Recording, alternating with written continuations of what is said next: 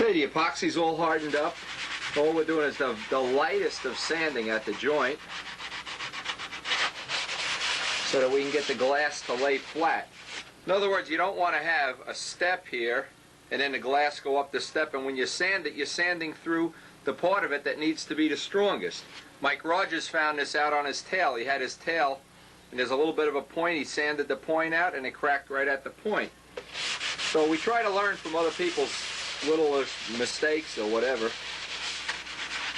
Where the center of the wing is, you don't want to do a lot of sanding. Right on the joint. Leave the joint rough. Don't bother with the joint. But here we just want to get that the two sheets are joined pretty parallel anyway. And obviously both sides. We really did a good job of babysitting this wing, and I'm real happy the way it seems to be as straight as any I've ever seen.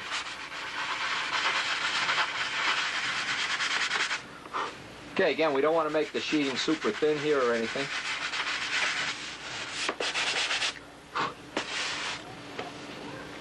Okay, we're ready to do the glassing. Now what we want to do is fixture this wing up. I want to take the core, put this away for now, we don't need this right now, so that the wing is sitting up in midair. And when we flip it over, now one of the tricks of this glass is, doesn't matter, these don't have to match. One of the tricks of doing nice glass work is you have to be fast. You have about 15 minutes to get the glass on, even including the time that you can spread it out, heat it. You need to fixture this in such a way, and that looks fine, if you can see what we have. Now when I go to flip this over, obviously the glass will still be wet on one side. I can flip it over and do the other side, and that's obviously what I want to try to do here, since I have to do 3 layers, one right after another. So leave the cores that we haven't used already. Now also, while we're working on this, and I'll work backwards, it'll be a little bit easier. While we're working on this, one of the other criteria, I don't want this moving around, by the way. So what I do is I go get either some shirts or some, let's see what we got laying around here. A couple of shirts, a couple of rags, a jacket, anything. Just keep it laying around.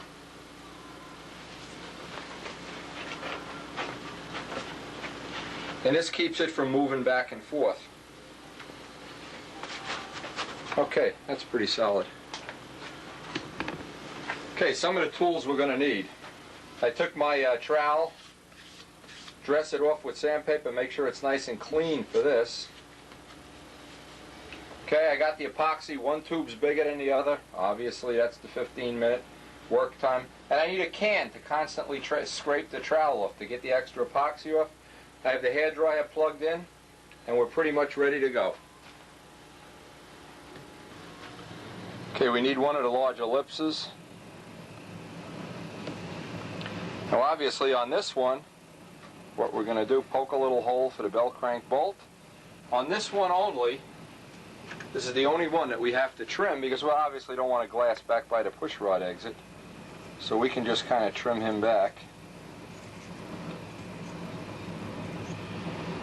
Now the theory of doing glass work is, first off, glass is a little bit flexible, so the wing will have a little bit of flex. It'll bend without breaking, we hope. The other thing that we try to do with this is, in times where you would get the wing to grab onto the soft punk wood, now we're grabbing into triple layers of fiberglass, so you get a lot of engine vibration dampening by doing this too. Okay, we did a little test fit. Now there's no point mixing the epoxy anywhere except where we really need it.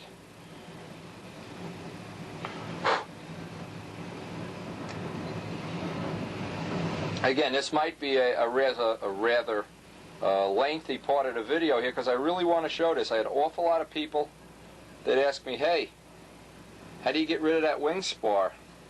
That wing spar is always a problem. Anytime you do a foam wing, after the dope shrinks, you can see where the wing spar is in the wing. If nothing else, it looks lousy. And like I said, we've never had, this is Big Jim's technology, we've never seen a wing fail that was glassed properly. I've seen some that were glassed, you know, and then sanded through in the middle. Well, that doesn't count, obviously, just like a spar that had a notch in it or a defective piece of wood. But this is really a a Burt Rutan type of operation. So obviously you just trowel it on.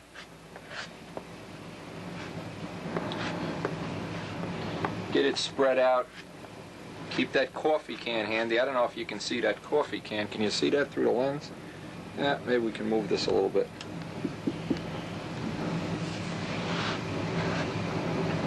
You don't have to worry about mixing the minimum amount of epoxy here because obviously it's going to, anything we don't use will get scraped off.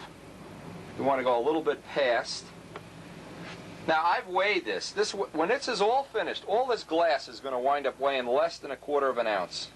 So don't go really crazy trying to skimp on this. And considering you're replacing about 1/2 ounce of plywood when you do this, and you know it's twice as strong, it's a good investment. Plus it's all right there in the middle of the body where it can do some engine vibration dampening. Okay.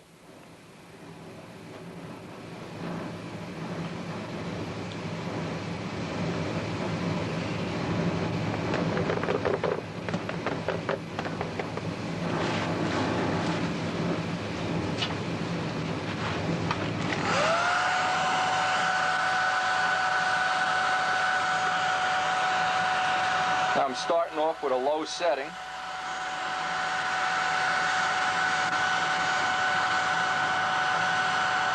Don't forget the heat. The heat accelerates the cure of the fiberglass, the epoxy. There it goes.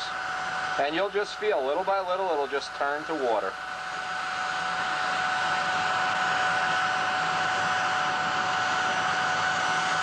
Now, you need to use the heat to get a good bond into the wood. If you don't use the heat, you don't get much of a bond between the wood, so you have a nice strong piece of fiberglass that isn't attached to anything.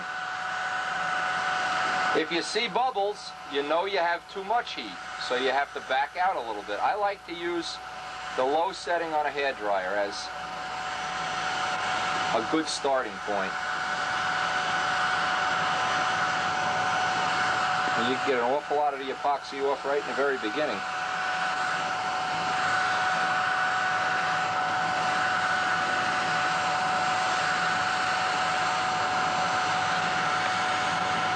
Notice how much of the epoxy we're getting off. You don't leave the epoxy on here. If a little goes out onto the raw wood, it won't really matter. We'll get that off with alcohol later. Okay, that's the first one. Now we want to go get the other layer, number 2.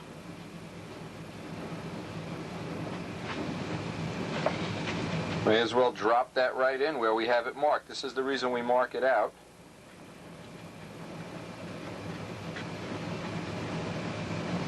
Just get the bolt to come through.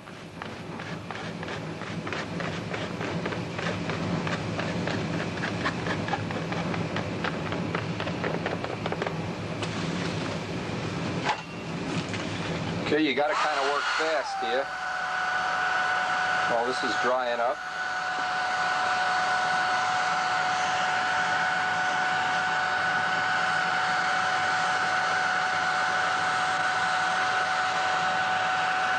I realize this might be a little boring, but once you learn this technique or you see this technique done, you can use this on any plane, anywhere. You can glass noses, centers of stabs, wheel pants, cowlings. You'll never have a problem once you pick this up.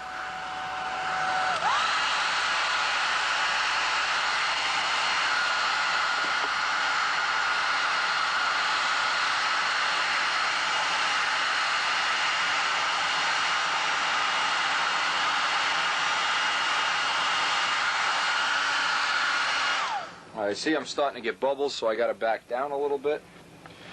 Keep working the epoxy. Now, if you're doing a cowling and you want it to glass 2 layers in some spots, like around the edge or tune pipe tunnels, wheel pants, same technique.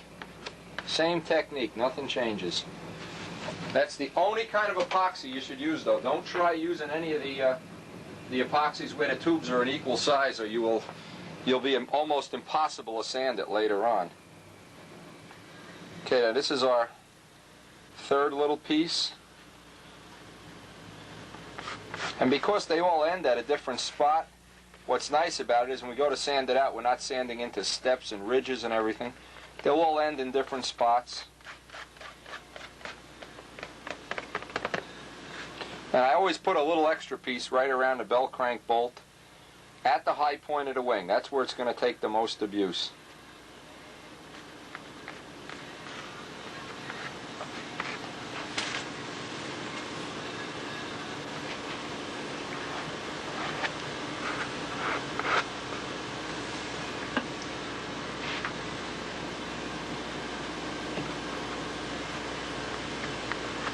And it's roughly the width of the fuselage, so that the fuselage is now going to be resting on 4 layers of glass cloth in the center here.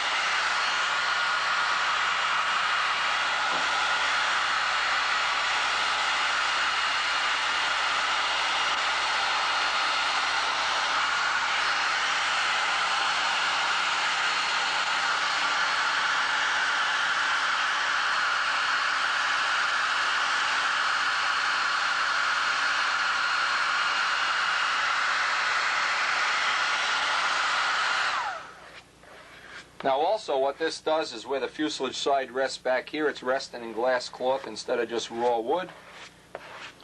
The little bit of extra epoxy that goes out stiffens up the wood so we don't have a stress riser there. Now obviously you don't want to try to get every final drop of epoxy, right?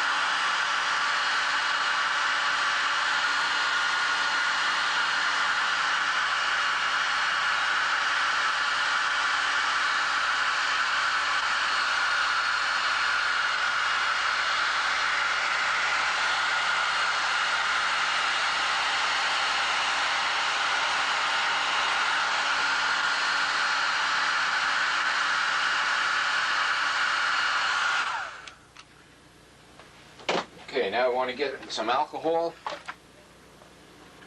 paper towel,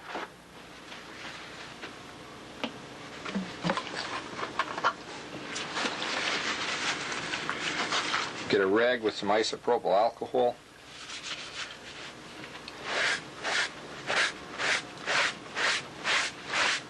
Now you don't want to overdo this step because isopropyl is going to thin out the epoxy. This just gets the hairs down, it gets a nice blend into the raw wood, so you don't have a step there.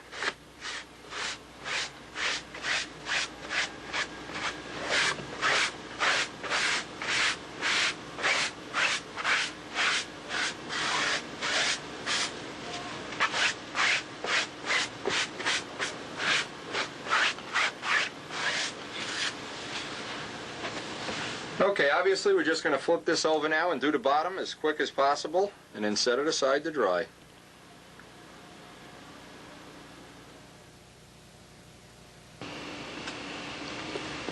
Now we have both sides glassed.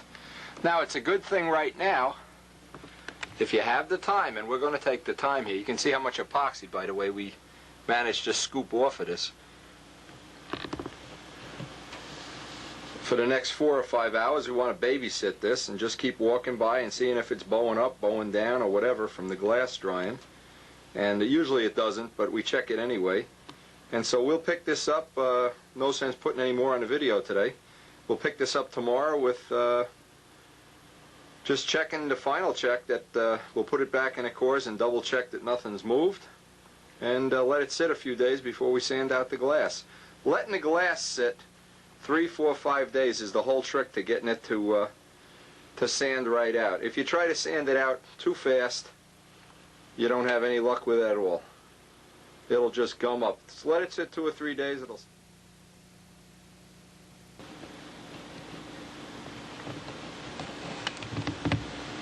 Now today I'm going to give the wing an extra day to dry before I go sanding that fiberglass. It dried up absolutely perfect. I flipped it over in the cores. It hadn't moved the thickness of a pencil line, so that really is going to be one good wing. Really looking forward to finishing this guy up. Anyway, I'm going to let that dry today. I'll show you the project I want to finish today.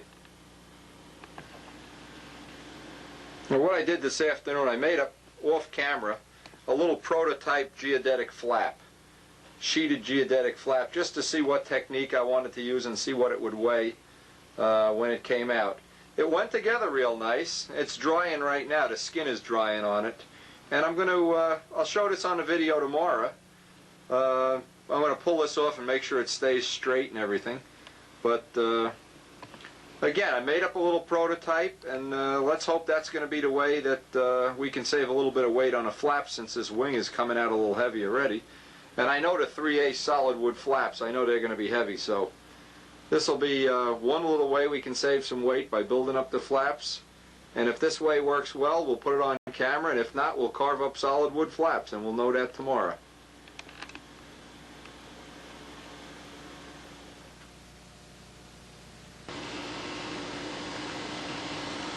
Now this morning I just finished up this little prototype flap that I made. Now one of the reasons the wing, obviously it's a foam wing and it's coming out a little heavier than we like, which always seems to be the case. Well, one of the areas I know I can save some weight on, I went back and looked at my notes for the F-16 and the MiG flaps, and these were large size BJ size flaps. Whenever I made solid wood flaps, they were over 1.5 ounces each. 1.25 ounces was the best one I had. And so what I did, I built up a little prototype flap here, geodetic, similar to the F-16 flap, the 1984 flap, which was built up, geodetic and sheeted, and it's a little over 20 grams. So obviously, because we're a little bit heavy on the wing, we can save some of this weight on the flap, and I'll try to show a little bit of the way of building up the flaps on the video. Now, you know, obviously, if you had a wing that was coming out super light, you might want to use solid wood flaps. Foam flaps are always the heaviest because of all the glue and everything, but this is going to be a nice way you can make flaps, and obviously you could make nobler flaps this way. We're going to be making the tail, the elevator, this way, so a nice way to start doing your planning for, you know, using this type of construction. And we'll get started on this. This is the prototype flap. We'll get started on making one up right away, actually. Now step one is, obviously I start with a flat table, put a piece of wax paper down, and put 3 pieces of 1/16 sheet here. Because the leading edge of the flap is 3/8, we want the center of this to be 3/16 up in the air, the center line.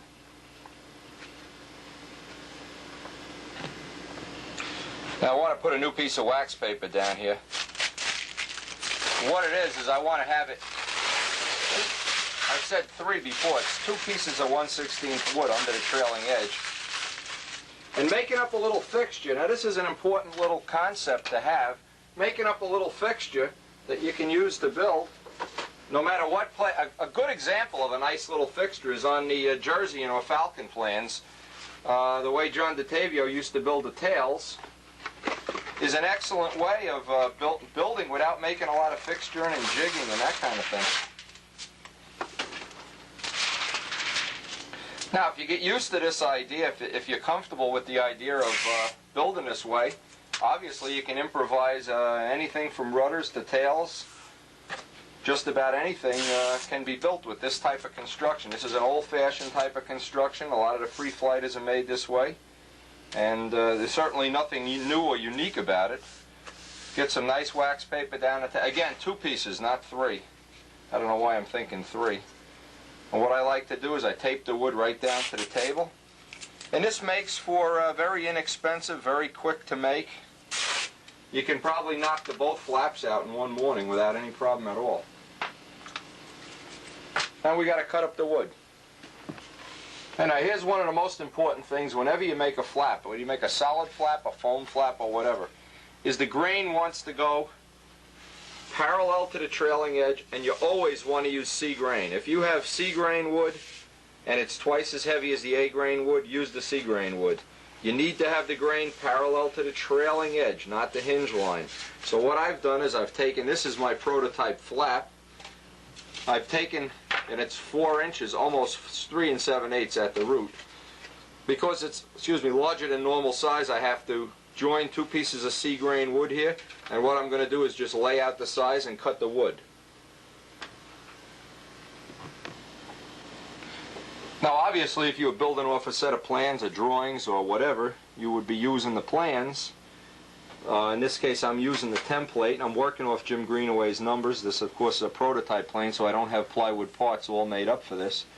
What I'll do in the future, should this prove to be a design I'm going to build over and over again, the next time I build it I'll make a plywood template for every part, and obviously then I'll be that much ahead of the game. The next time I go to build a plane I can cut the building time by about 1/3 just by having everything templated out. Now what I've done is I've taken C grain wood, C grain 1/16, and I always make the part about 1/16 of an inch bigger so I can put a final sanded edge on every front and back. But what I've done is, now obviously if we had plans this would be a drawing. Just married this up and made sure. It's very important too, when you, especially flaps more than anything else, if you're going to build equal panel planes, you absolutely want to have the flaps the same size. And then obviously we'll weigh them and put the heaviest one on the outside. Okay, so I'm going to do that and then cut the piece for the leading. Oh, I already have one cut from yesterday. From the leading edge, I already have that cut, and we can start pinning it down to the board. Again, I like to pre-sand all the parts, so once I put them together I have a minimum amount of sanding to do. Always good to pre-sand any kind of wing skin. This is no different, except it'll be a geodetic type of construction. Kind of like the way they build free flights. Most free flights are rubber-powered planes. Now using the leading edge piece for a reference and a 30-degree triangle,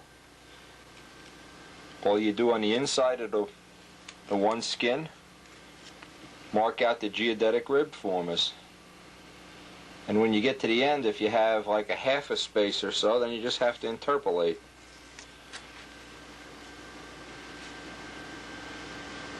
And just go right down and mark each one. It's exactly, you might even want to read up on some free flight articles. This is how they build free flight planes. And they managed to get them super light. Gliders are built this way. 30-degree angle for all geodetic work.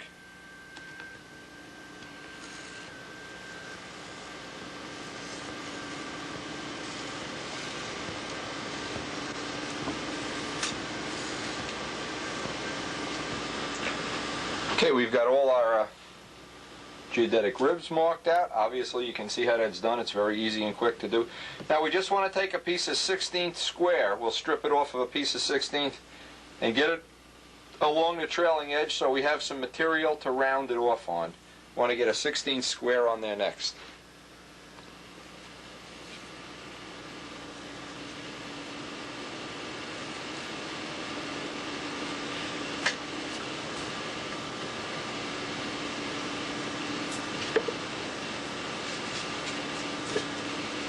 Now it's nice if you can strip this little piece out of C grain, of course, but if you can't, it's really just a filler piece, just to give the trailing edge some thickness and some strength.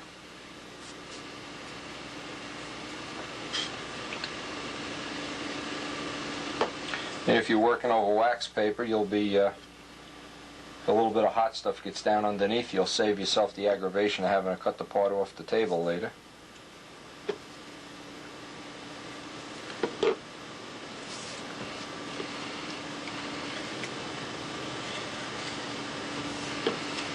Now one of the things I've shown this technique to quite a few people, and it seems like one of the things they always are confused about is how do you figure out the size and shape of the ribs.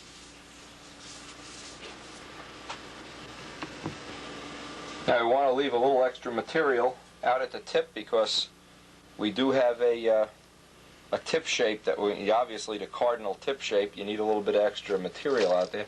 Now what I have are dressmaker pins, not the big thick pins you buy from SIG. And what I'm going to do is carefully pin down the trailing edge And these are really very tiny little pins, they're not big. And make sure the trailing edge is down, obviously straight. I want to pin it away from where all the ribs are going to be. See, these are the big pins. These are useless for doing this. I don't even know why that's in there. Give that to Midgley. Just pin it down. Now, you know, it seems like this might seem like it's a, you know, it adds 2 or 3 hours to the building of a plane, but when you consider you might save an ounce, it might make that that ounce will be worth all the money in the world if this plane starts to come out a little heavy.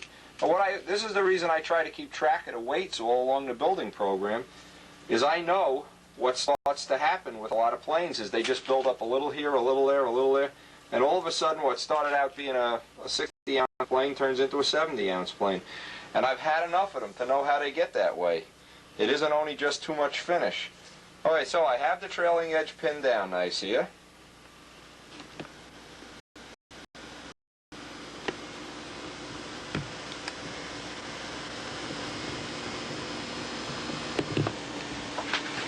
Now you want to go by and make sure you don't have any bows or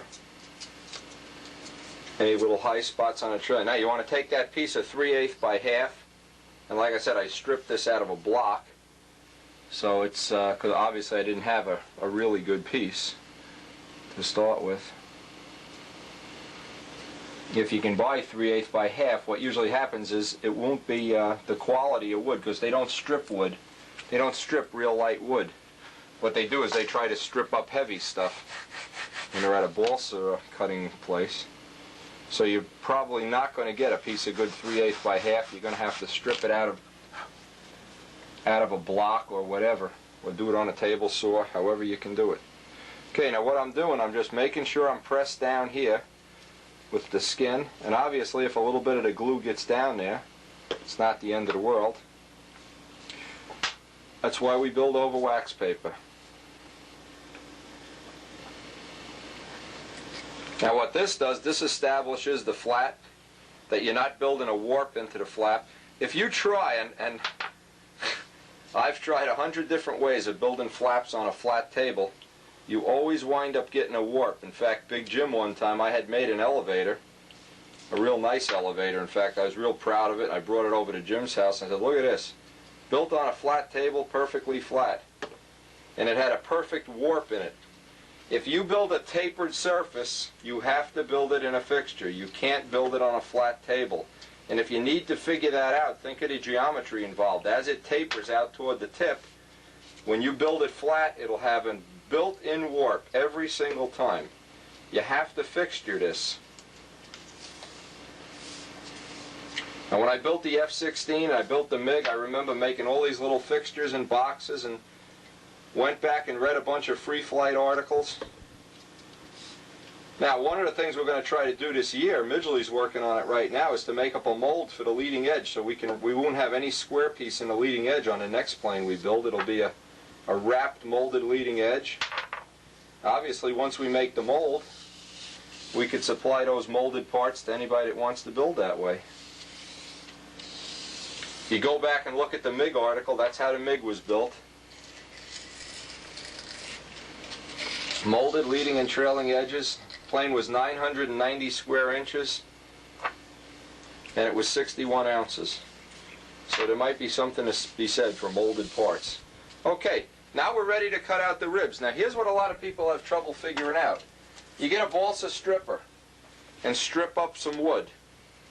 So they're like cap strips. And what you want to have is the dimension here, so that when you put your next piece of 16th sheeting in here, you just have a 1/16 of an inch of clearance, so that skin can butt right up on it. And what you need to do is take every rib, lay it out in position. Where'd my pen go? Mark where it's going to be cut. That's the length. So the length of every rib, you figure out the length of every rib individually. Trim it off. Now you know down at this end, you know that the thickness is going to be 1/16, and it's really hard to cut a 1/16. Even though I'm marking this, I know it's difficult to cut a 1/16. So one of the ways I have to do that, I have a machinist ruler. A machinist ruler is real handy. And obviously you need the sharpest of sharp razor blades to do this. Remember, this is the kind of stuff you would do if you were building a free flight. It doesn't matter what kind of, what ship this is going to be. You're using basically free flight technology here. Now you have one rib cut. You know this dimension is going to be always a 16th because you're going into a 16th. This dimension is always going to be the dimension of the leading edge minus a 16th. Well, in this case, minus an eighth because we already have one skin on there. So if you use stripped wood, one side you can just cut the taper in each piece. The front will never change. You just have to cut them square and then drop the angle in. And then one by one, obviously, just drop the ribs in place. Start at the end with a 90-degree rib, drop them in, and hot stuff them in.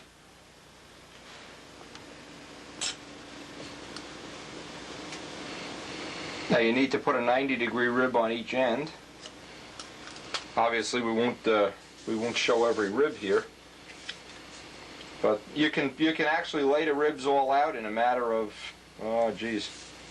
I'm guessing an hour. You'll have the whole thing done. Use the machinist rule if you need to mark this, and it's good to leave the trailing edge a little oversized because you can always block sand it right in. The trick to doing any of this is use sea-grain wood, brand new razor blades. Don't try to use up the old welfare special razor blade. Go get a brand new one out, number 26, number 11, whatever. Brand new razors when you're going to do detail work like this. Get each piece in position, kind of get it on in a press fit.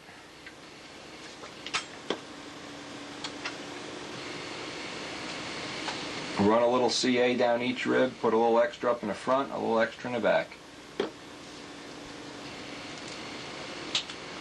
And make sure you don't do what I just did, is glue my hand right to the part.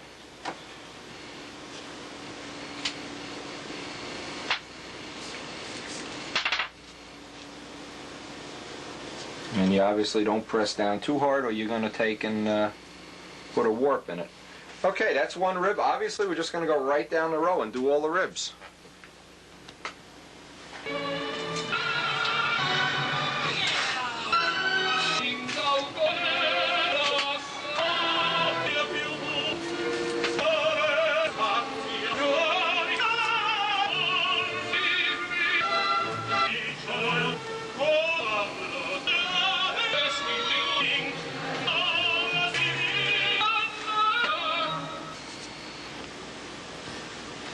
Okay, we've condensed about 40 minutes of work into about a minute, I guess. Okay, the next step is pull it off. Pull off the pins. Obviously, hey, this one's hot stuffed right into the table. Okay, now I want to block sand this down just a little bit. Let me get the block.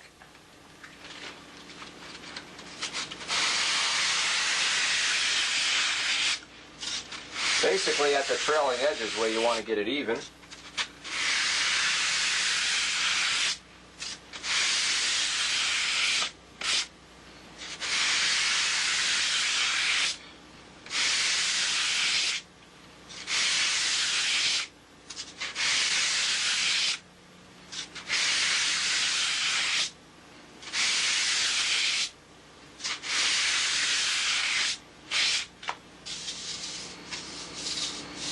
Okay, when you have each one nice and even,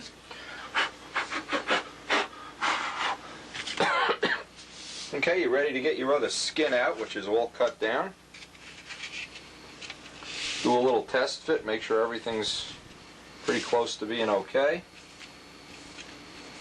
If it isn't, run over it. Dress it off on a piece of sanding block that we have using the table for. Oh yes.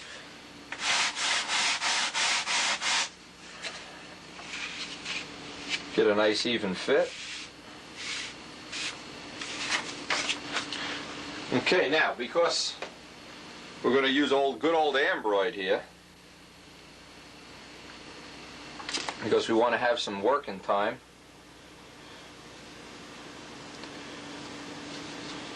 and this is really the lightest cement you'll ever find. If you're just looking to save weight, use ambroid on a whole plane.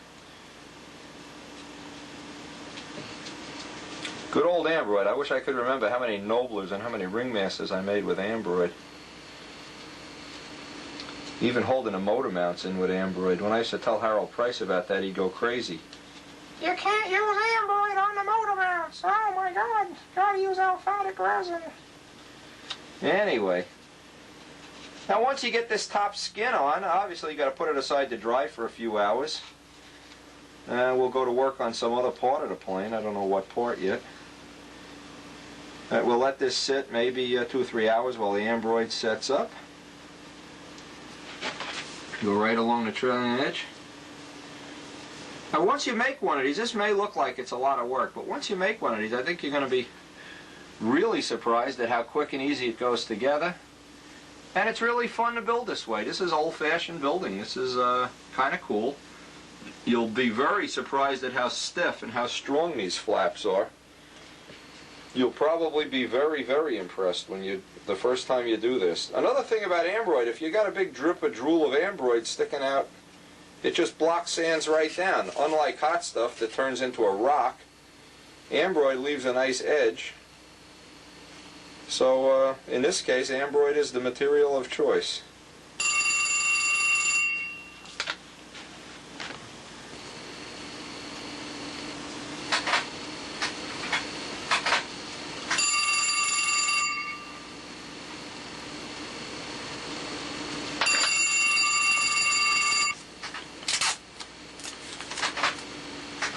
Well, obviously the phone is ringing off the hook again today, but we'll try to keep this going. Anyway, we put some pins in here. The pins are to hold the sheet up. We want it nice and flat. The pins hold the sheet up, and the tape holds it so you get a nice press fit for the ambroid to dry. The thing nice about ambroid, it's a nice smell.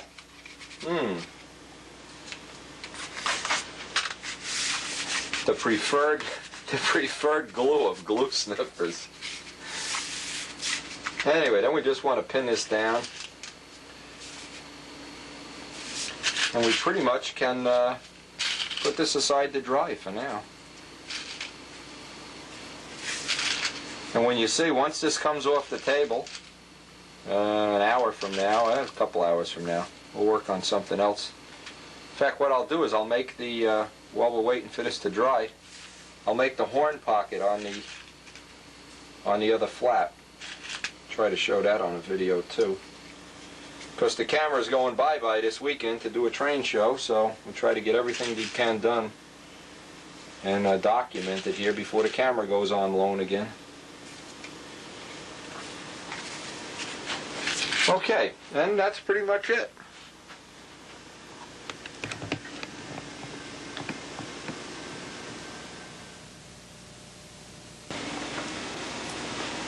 Okay, the next step in our program is we have our piece of little aluminum tubing that the horn is going to slip in. Okay, so we're going to mark how far into the flap we want to have this piece of aluminum.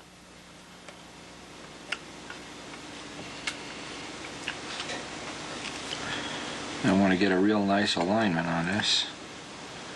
I want the tubing to go back to here, and it can start here.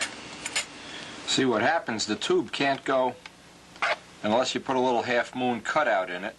The tube has to go set back 1/8 of an inch from the leading edge.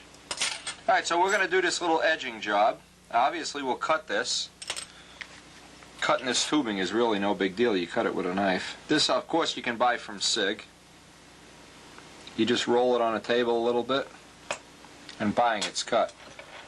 Now we're going to obviously get this centered, and then get some end grain balsa going in all dimensions, and then make a cap with plywood.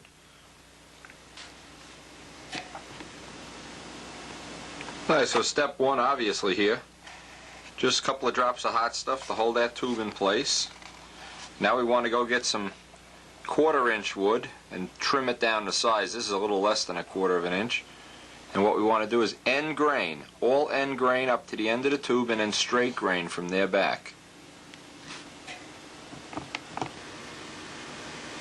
Now what I do, I just glue this. Now it's very important that it's end grain, so you get the maximum strength. Glue a piece. Obviously we'll glue a piece on top. I just did this to to make like a little demonstration. Then I'll very carefully zona saw this off. It takes a lot of patience to saw this off because there's only a little bit of material going to be left on there, but we do want it end grain.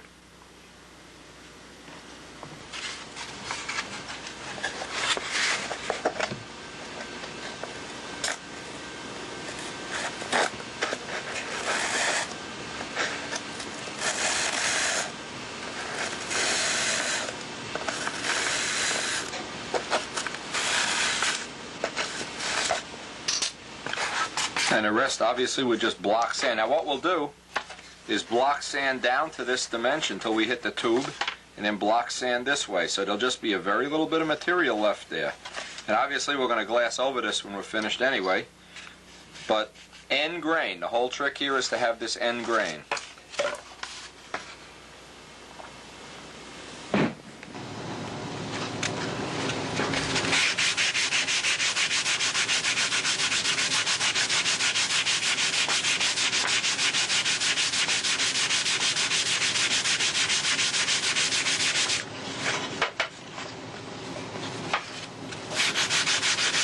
Now you can take some of this off with the Dremel tool if it's easier. Saw, knife, razor, but main thing here is get the wood end grain. This way you avoid using the weight of plywood and you have the strength of plywood. In the dimension you need strength in, this will be just as strong as 1/8 inch plywood. Lighter and stronger at the same time if you do it right. Now you obviously want to block sand right up to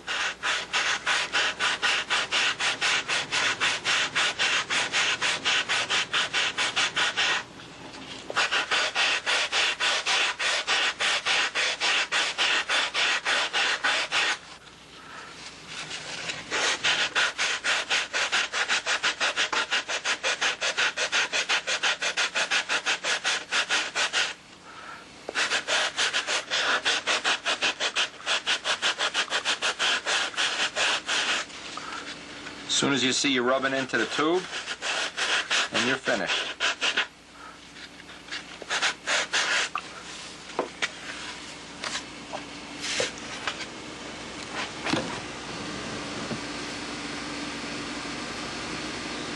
So here you have the end grain balsa. Now obviously the piece at the back, we're just going to put a normal piece of 1/4 inch or any kind of balsa wood there. No problem at all. And then block sand that in.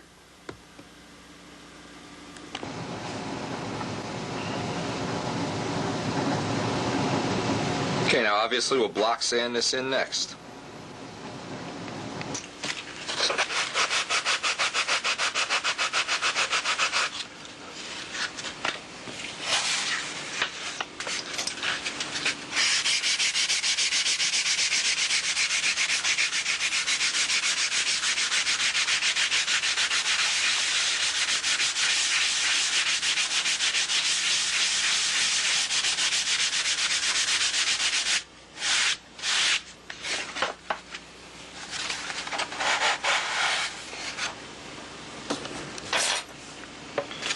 Now the last step is to take a triangle and make sure you have that angle exactly 90 degrees.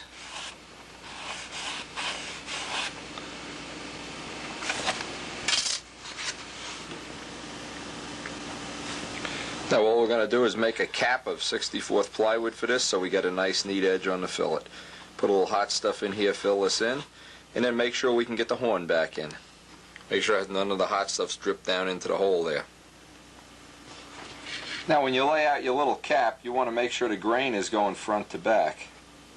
Very important. You don't want the grain.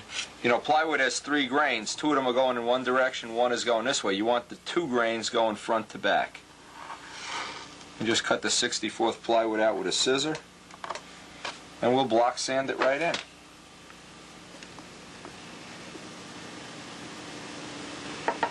Okay, we have the cap on. Now we just have to, well, you could do this with a Dremel tool, or we could just block sand it by hand.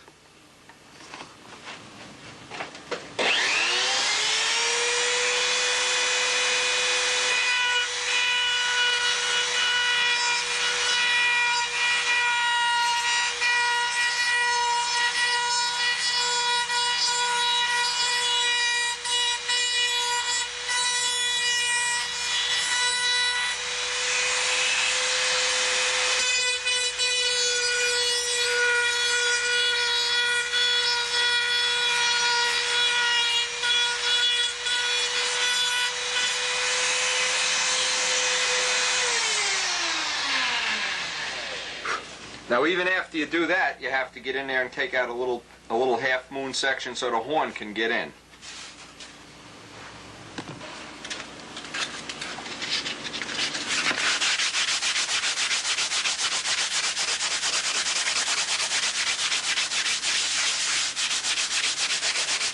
Then what I suggest you do is harden up all the wood in this area with a light coat of hot stuff. And when we're waiting for some glue to dry somewhere else on the plane, we'll give this a coat of fiberglass. Same as we did the center of the wing, only one layer. Same technique, hair dryer, just to stiffen up this edge of the flap. When you're looking at a plane that's going to maybe have 2,500, 3,000 flights on it before the finish starts to deteriorate, that little bit of fiberglass will be worth its weight in gold.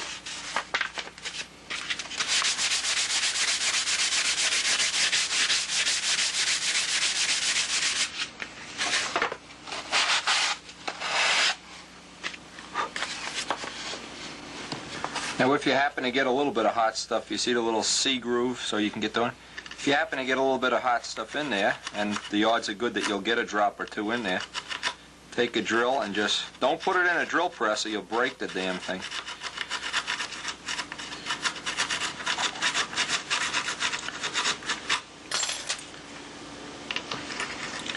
Then just do a little test fit. Make sure one of the things that you have the alignment to the horn. That's real good. And that you can get the horn in and out at will.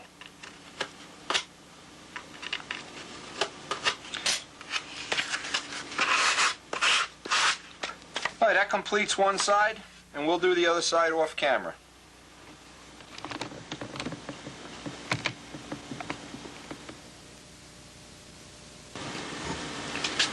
Alright, today we've got the glass pretty well dried up. Going to block sand it out with 320.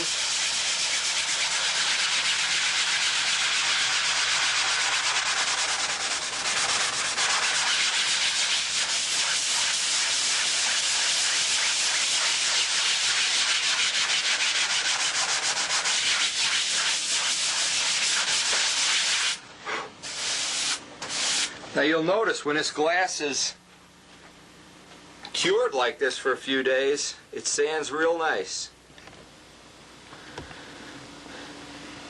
The weave of the cloth blends right in. It blends right into the last little where the epoxy spreads out onto the wood.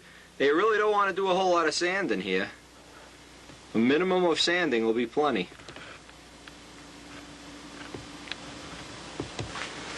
Now, the thing you want to be careful of is not to sand the center. The center is where it'll come to a little bit of a peak, and you don't want to cut the glass and make it weak there.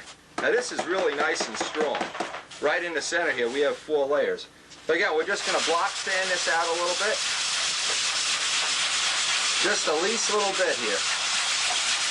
Maybe spend 5 minutes sanding this out.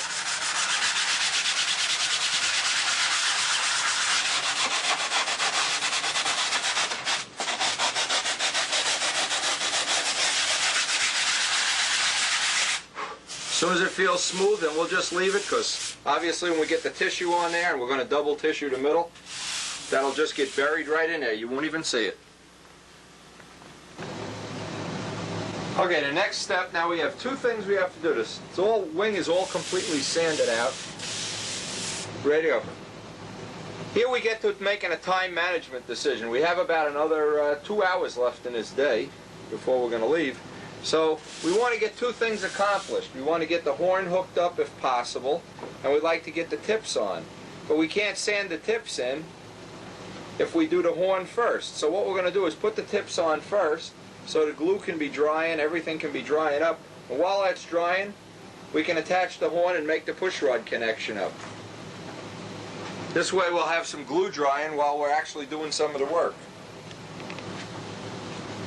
Now the trick with installing the tips here, we're going to use 5-minute of course, is get just enough epoxy on the wingtip. Now remember, if this wingtip isn't attached solidly, all that tip weight and all the G-forces, you're going to ultimately see a crack in the paint, and you're ultimately going to see a mar in the finish.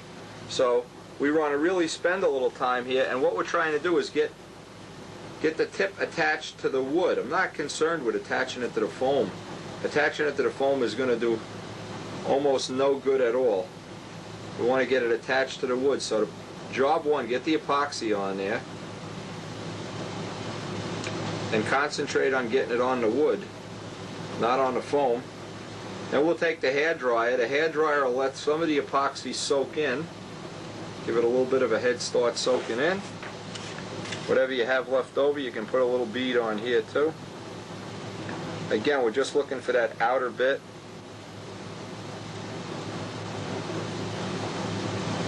I've seen a few problems with tip weight boxes that self-destructed halfway through a season.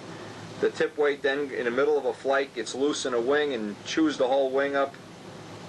I had one ship of my own that it did come, the bolt came loose. I didn't have enough epoxy holding the bolt in. So the trick is a lightweight tip box or a little bit of glue here. This glue isn't going to matter to how much glue you put on here. The weight isn't going to matter at all, for the simple reason you're going to wind up putting tip weight in this no matter what you do. Even Paul Walker can't fly without any tip weight.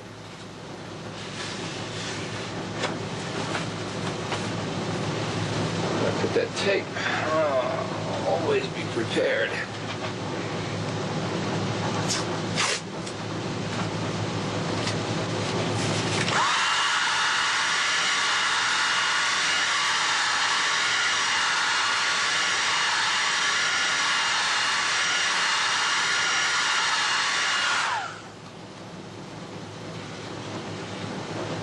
Now the epoxy gets like water. You get right in there.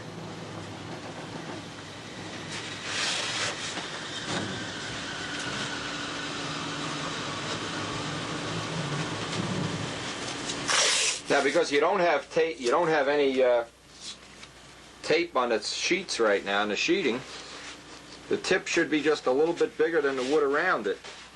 And so you want to kind of work it in, make sure it's in good alignment. Again, this is a good time to use up all that sticky tape that you bought years ago, and it's pulling the paint off your plane. Don't throw it away. You can use it up on foam wing stuff. There we go, a little bit further forward. And this is a deal where you have to kind of babysit this.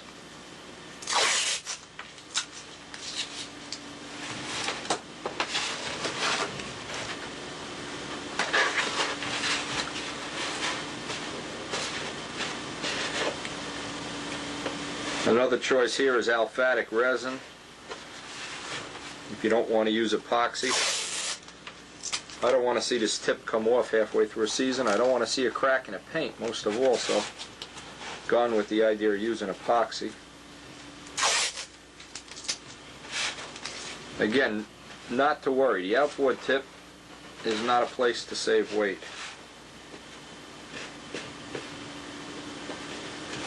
Make sure you have your center line to center line joint okay. You can really do this by feel, really. Now, the whole idea, like I said, with the time management thing is, now this allows us, while this epoxy is drying, and I wouldn't sand this at least an hour, I may get to sand this out today. You know? And if I work on the controls and do this last, then I probably won't get to sand this out today. And even if I don't get to sand it out, it pays to think in terms of time management. Pretend you're running a business.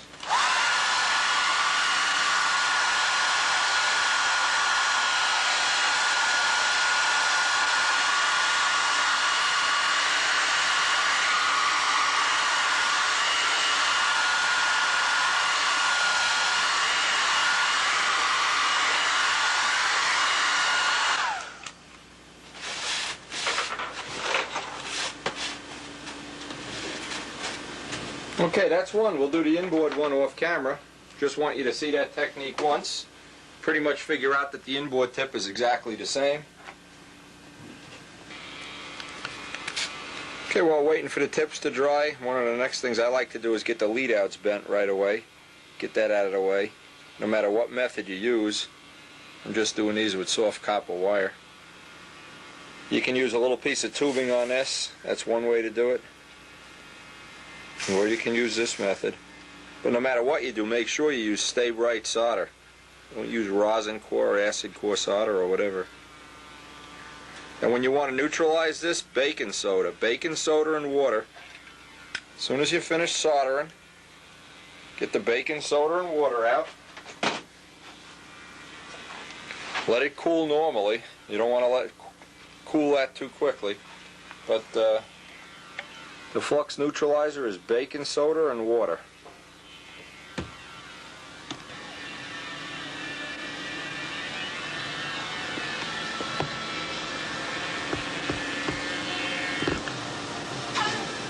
The next thing I want to do is get this little section cut out of here.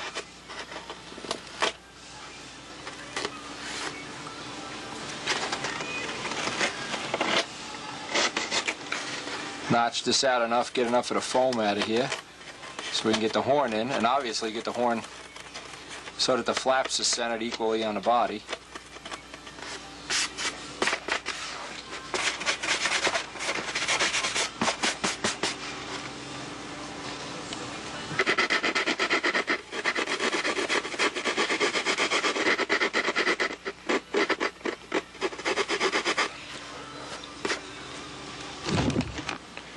Okay, next thing I want to do, I'm going to reposition this, is I want to measure this up. What I've done, I put two little marks on the wing to show about how far out I want the flap horn to go. And what I do, I just kind of press that right in. And that'll leave a little indentation. Then I can pull that out.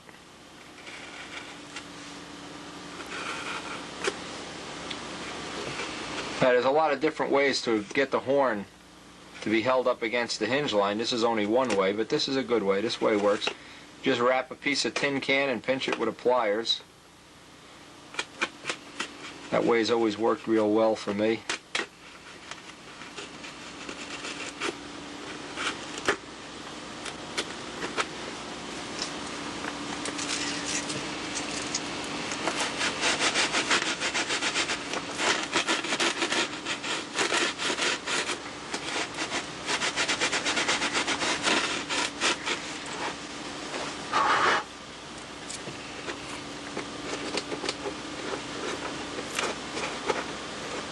Now remember, you want some of the wire to go into the hinge line. You don't want to have this horn hanging off the back all the way. You want it to be pushed up just a bit. So what I do, because this is relatively soft wood, is just press it in, and it'll leave an indentation of its own.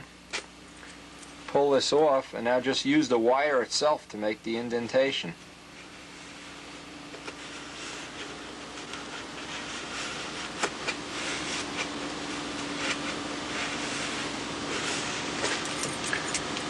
Now, obviously, the other thing you want to have is you want to have the little keepers here, the little tin can keepers, pressed up against the upright so the horn can't have any play side to side.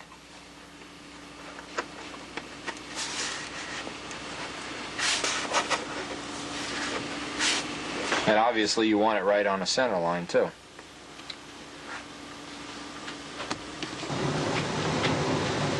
Now, the final thing, once you have all those little indentations made, is get the horn in and sight down the hinge line and make sure it's right in the middle, that it's not cocked off one way, that the inboard tip isn't down, the outboard tip isn't down, whatever.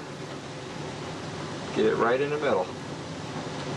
In fact, I can see this needs to be adjusted just a little bit here. And on the side it needs to go on, just trim away a little bit of the wood and you'll get a nice true alignment. Make sure you have plenty of clearance for the wire. You don't want the wire binding up in there either.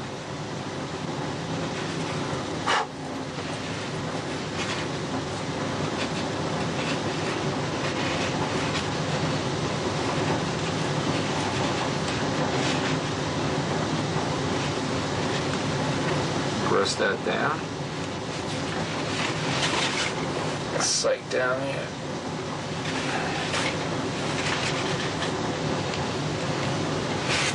Okay, now it'll just be here's the hot stuff. A drop or two of CA to tack it in position.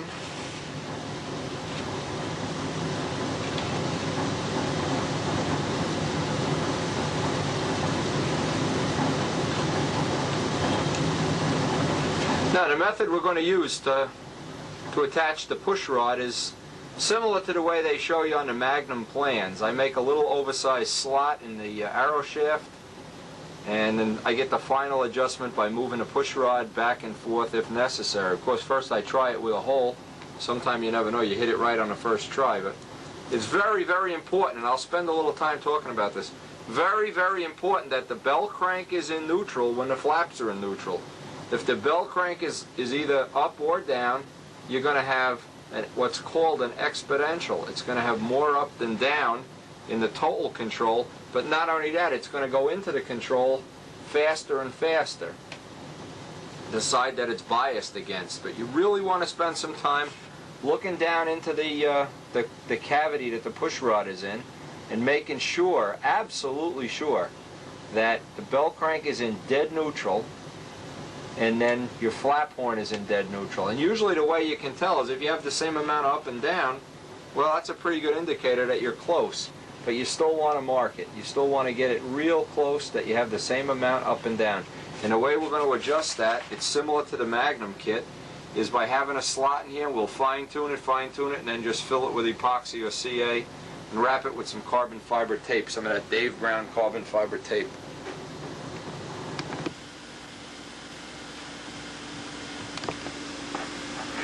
Make sure it's nice and free. You don't have any play, any slop, and no side-to-side slop. Okay, now we're going to set up the top, the little cap that goes in the end of the arrow shaft.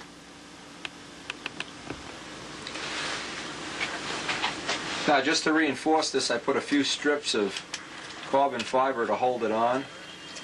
And I'll soak this area back here with some thin hot stuff, and then just wipe it off with a paper towel. That leaves a very thin coating of hot stuff on the wood, stiffens up the wood, because you know a little bit of oil is going to get in through the horn, so you want to have this area as stiff as possible. Make sure you haven't sealed up the horn, haven't locked it up.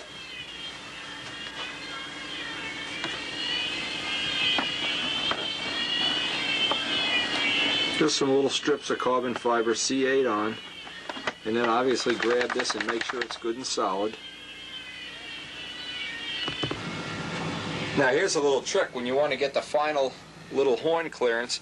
I put a tube over the arrow shaft, have some sticky back sandpaper on it, and I can get the final little bit of clearance down into the bell crank this way, cutting away and leaving the most sheeting possible by doing it this way, because I'm using the path of the arrow shaft. This little trick is worth its weight in gold here.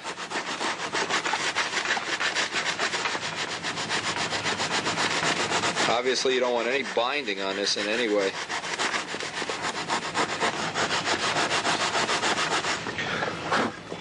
And once you pull that tube off, it doesn't get better than that. Trust me, that is perfect.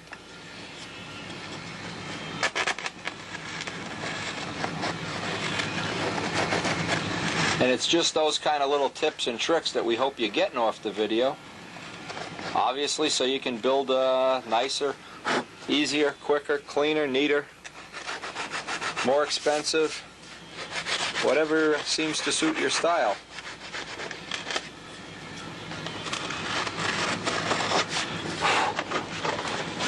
Now, a lot of guys get nervous about having this big hole back here for the arrow shaft. Believe me, it's not a problem. It's this glass up here that's doing all the work.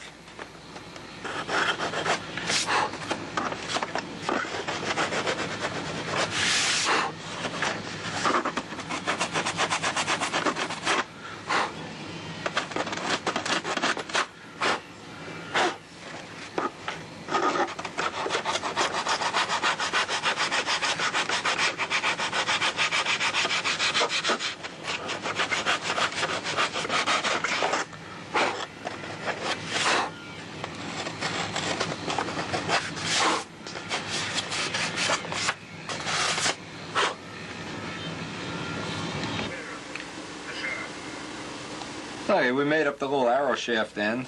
Obviously the instructions are on a Dave Brown pack. There's nothing secret about this.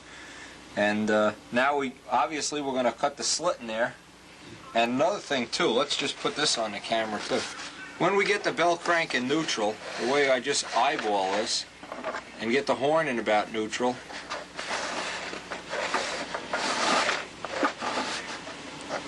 I'll know how. Now I'll just roughly zonosaur off a little bit of this so I have a starting place for this.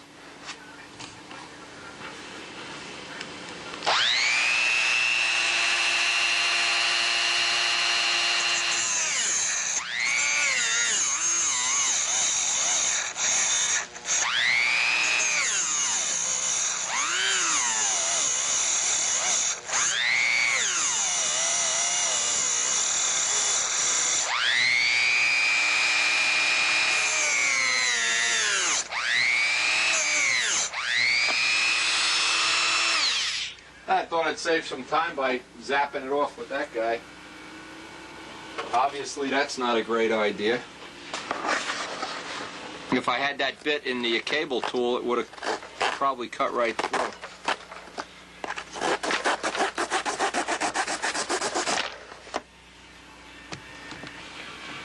So what I try to do first, just put the arrow shaft end here, and by hand, just get a rough idea without even connecting it. Now I can see right here I have way more down than up. So obviously what I'm going to do is shorten the arrow shaft a bit. And I'll obviously do that off camera. I'll zonosaur that off.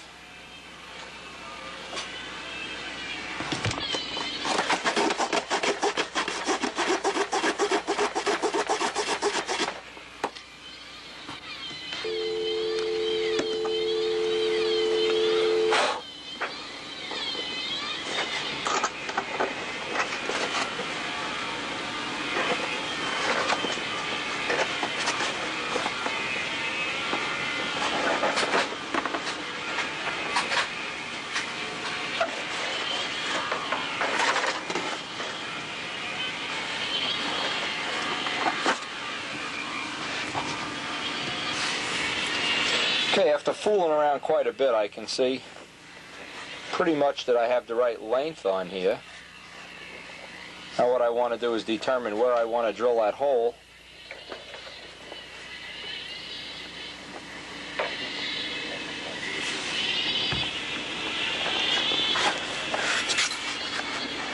Okay, now I can hold this in position and see this will be the center of where I want to drill a hole.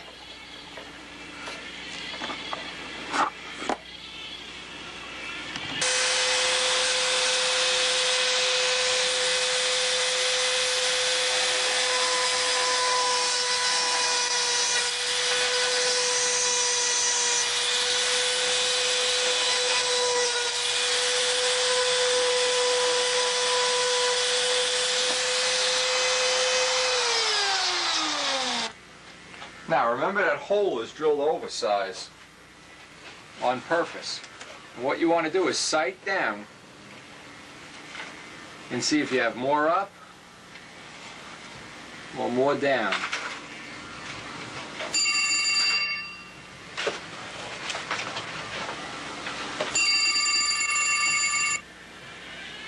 Okay, another nice call. Nice call from Paul Walker telling me about his secret 1,000 square inch plane that I'm making him horns on.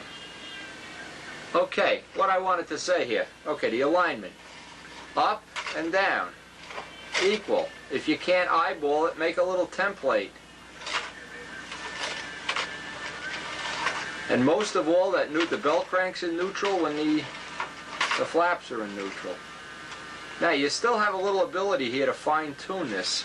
Because the hole is oversized, I could make this give me a little bit more up or a little bit more down, whichever way I want this to go now.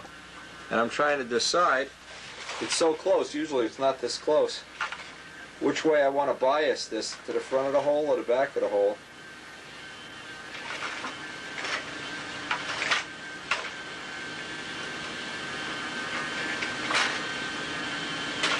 Okay, seems like we want more up. We'll favor up when we install this. Favor the upside. And of course the best way here is we'll just tack it in position with 1 drop of CA and then see how it looks.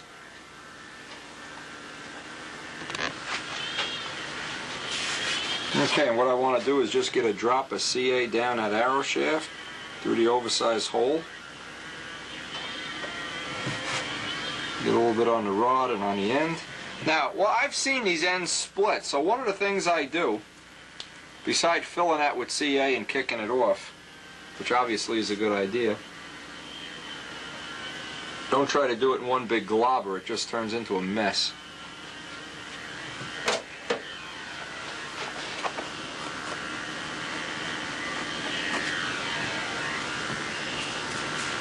One drop at a time. What I do is I double wrap this. Now once I check that I haven't distorted this in any way.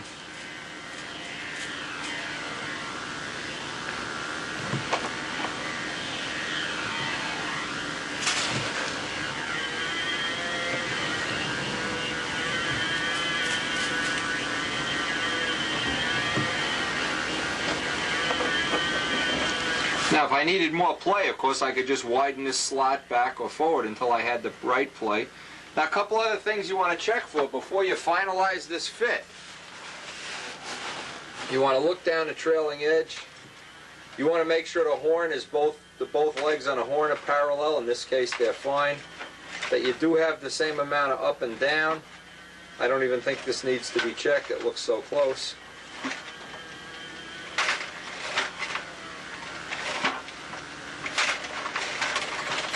Certainly works well within the limits that are acceptable. And we want to kind of check in at this time before we finalize this. Get a look at that bell crank when it's in neutral.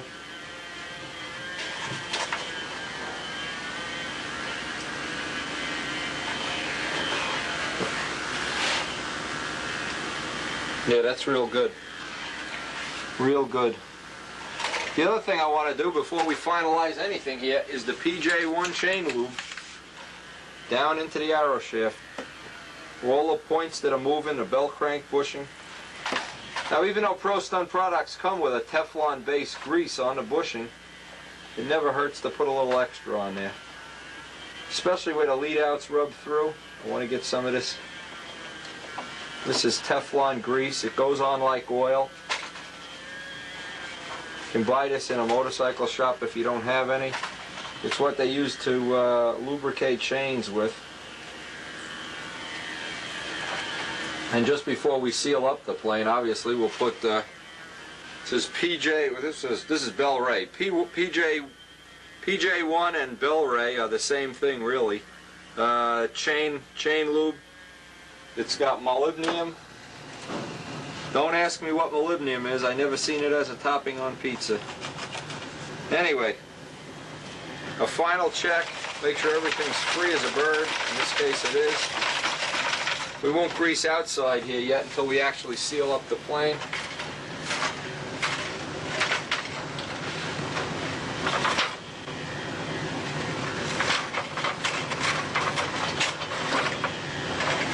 Okay, now we'll just seal that up.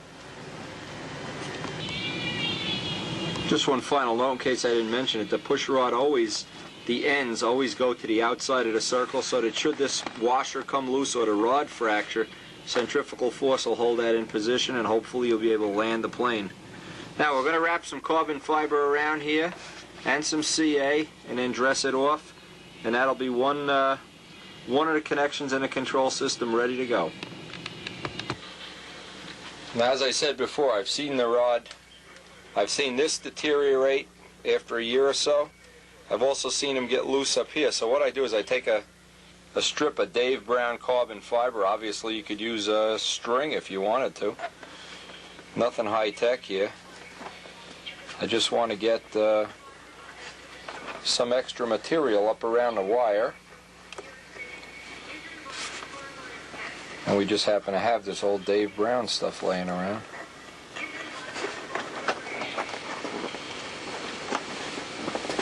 Having fun today while we're making a video, watching the 88 Kiev tape. Watching all the world champion flyers there, Zhang, Dung, and everybody.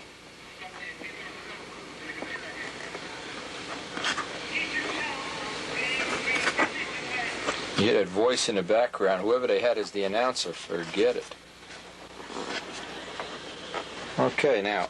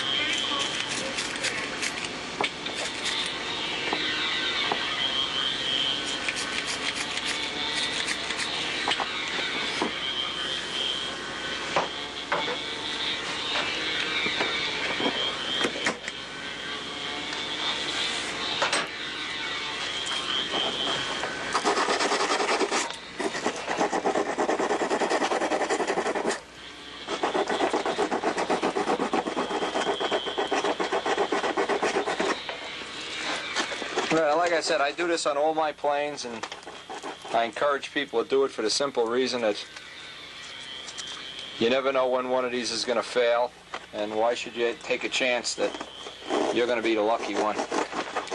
Takes a minute or so to put the extra stuff on, and with that extra carbon fiber on there, I'd be willing to bet it's never going to fail.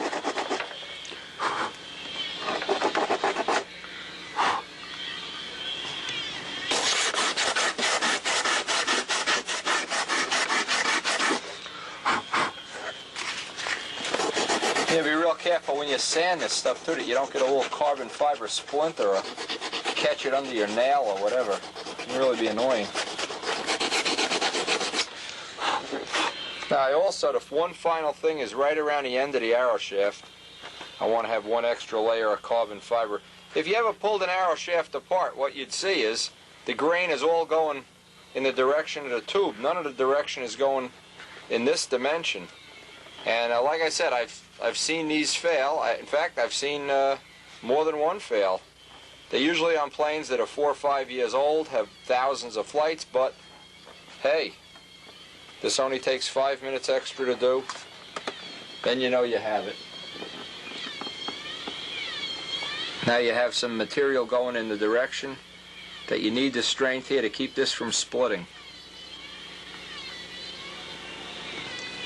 Okay, the last step is to fit this up. Obviously get the right amount of free play. Make sure nothing's binding anywhere here.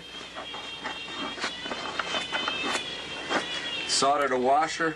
Put a little notch there. A little keeper of a notch.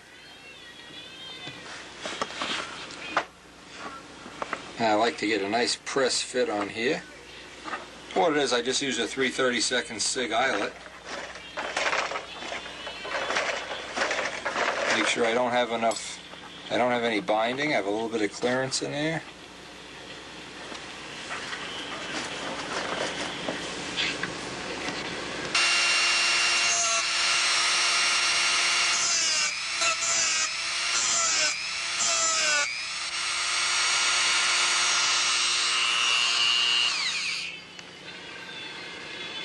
Now you can see what I do. I grind some notches right through the eyelet and the rod. At the same time, I'll take some thin copper wire, put it through here, and then Stay Bright silver solder it. Now, even if the solder joint fails, the wire will hopefully keep that in. Even if the wire and solder fail, the centrifugal force of the rod being pushed this way should keep it. Now, when you spend all winter building a plane and buffing and all this nonsense we all go through, the last thing you need is some kind of crazy soldering joint failure. And obviously nothing but Stay Bright solder. Nothing.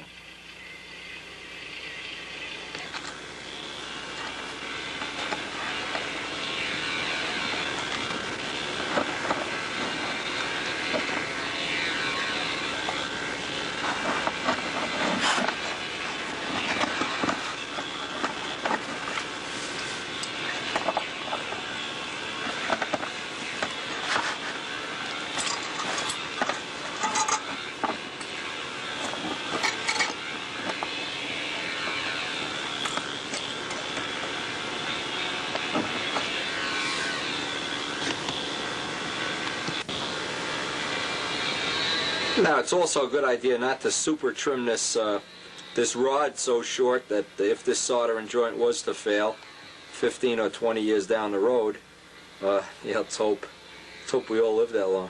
Anyway, making it too short is not a good idea. Leave the little extra material. Even if all the things I've told you before fail, you still won't have a control failure in flight. It's a good redundancy to have built into the plane. And obviously we'll just silver solder this now.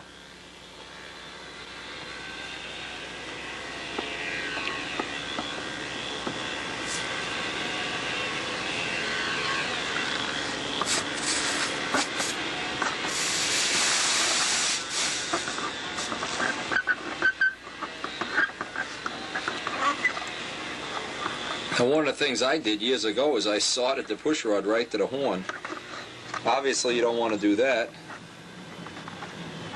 And one of the ways to avoid doing that is use a tight fitting eyelet or washer. Otherwise the solder flows right underneath and solders the rod. And as you're waiting for it to dry, now we don't have any coming through here, so that's good. Let it cool naturally and then use the flux neutralizer. Clean it up real good.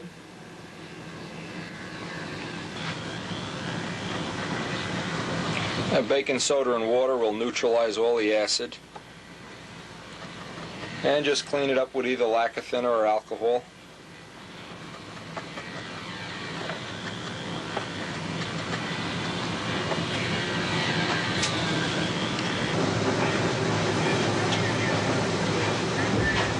Okay, the final test, obviously. Make sure nothing's changed. Horn legs are everything's neutral. Free as a bird.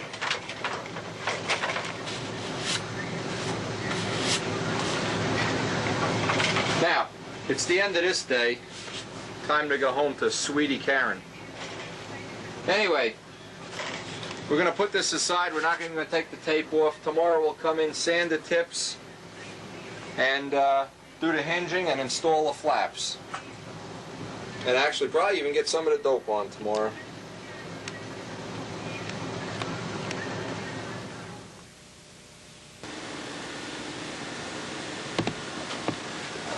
Okay, this morning we sanded out the whole wing.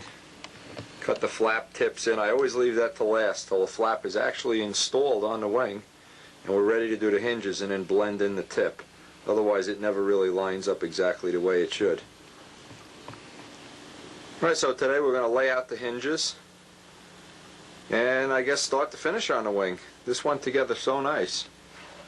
Really is a nice wing. I'm real happy with this one. And we have a real storm raging outside, so I don't know how long we're going to be working in the shop before water starts coming in. We'll see how much we can get done today.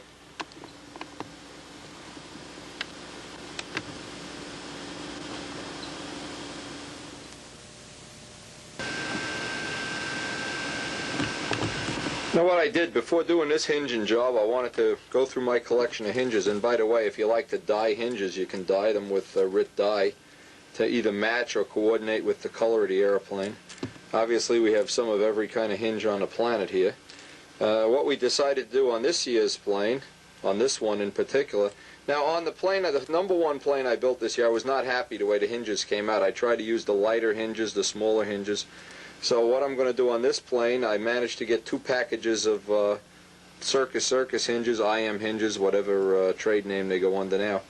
And what I did, I cut the pin out, because what I want to do is have removable flaps. This way I can get in there with 2 wrenches and tweak the horn. Or another thing I can do is obviously replace the flaps, physically replace the flaps with bigger flaps, smaller flaps, and being this is a prototype plane, I might want to do that somewhere down the road. So let me go through the hinging sequence and show you what I did on this one. I already have 1 flap done. I did it as a prototype deal, and real happy the way it came out. So let me go through the steps of hinging here right now. Just a couple of thoughts about hinging. What I did, I went back on the #1 plane and I weighed up all the hinges of various sizes, mic'd up the wire with a micrometer and got some weights on the wire and tried to come up with a super lightweight system. Obviously this time I'm coming up with a little more practical system. I hope this is going to work a little bit better. The original system I wasn't happy with. This I think will be a little bit heavier. It'll be about 1/8 of an ounce heavier, but it'll work a lot better. Now, the first thing I did was lay out, I put 4 hinges in each flap. Some people you like to use 5. I put 4 hinges out and spaced them equally 7 inches apart. This way I have an equal spacing on the hinges. Some people like to, and it's not a bad idea, is put 2 hinges in the outside. The very outside hinge is the one that takes all the stress. But in the case where you have removable flaps, the inside also takes stress too, because the horn isn't attached really to the flap. It's just riding in a bushing in there.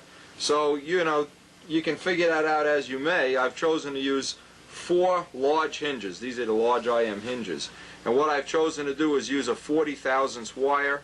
This is a wire I bought from SIG.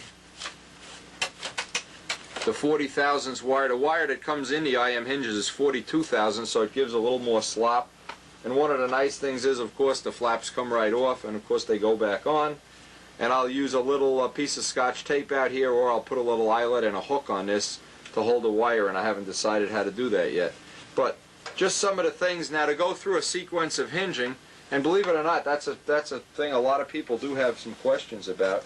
What I want to do first off would be to space out the spacing of the hinges. Now, since I've already done it here, makes it very easy. You can obviously just divide it equally, lay out the flap, and mark where your hinge pockets are going to go. And in this case, they're 7 inches apart from edge to edge. Or if you're doing center lines, it's probably 8 inches, center to center. But you want to get the hinge that's out at the tip as far out to the tip as possible, because this is going to take a lot of load. And the one in by the horn, if you're going to have removable flaps, you want right up against the horn. If you're gluing the horn in place, then you can skip the first hinge, obviously. All right, now,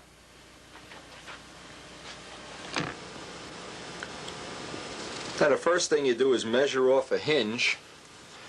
And in this case, I'll just take a hinge and make yourself up a little hinge slotting tool. See, that goes to the edges of the pin.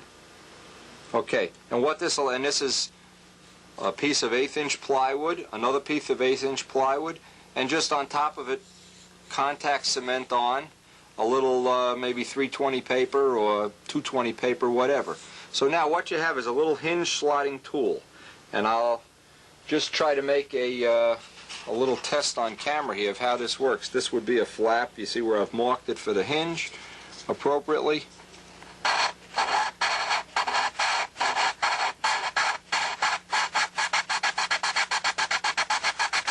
Let it get a little start.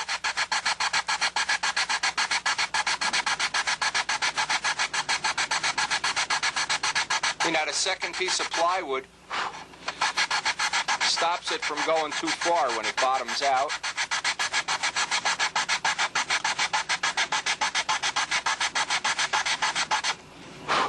And it cuts a near perfect, you can see what it does here, in a matter of maybe 30 seconds. Once it bottoms out, you have a perfect little slot that just accepts the pocket of the hinge. Without the tool, of course, you're doing an awful lot of carving by hand. And this little tool, you can make it up for, some scrap plywood and some sandpaper and glue. And for the rest of your life, you'll have absolutely concourse-winning hinge pockets. All right, so we'll just go down now and do all the other hinge pockets. Now the next thing we have to do is so that the wire can slide in. Remember when we carved this, we used a piece of 1/8 inch tape, and that worked perfectly. Now we need to get an X-Acto knife, get in here and V this notch out where the wire is going to slide in. Now I've already done the first one, so I can kind of show what it looks like when it's finished. What that allows us to do, obviously, is let the wire slide in right up, and you put a point on the end of the wire, and just kind of fish this through with a tip of an X-Acto knife and push on the wire after this is all lined up. Now obviously we're going to put the hinges in after the plane is all buffed out and everything. But we need to cut that slot, and believe me, it's a little difficult at first. One of the ways will make it easier for you is put on some 1/8" tape, and I didn't do this, but I'm going to do it on the second one that I put on the demo. Put some tape on each side to use as a guide, and then just cut that through with a brand new pointy, like a number 11 blade.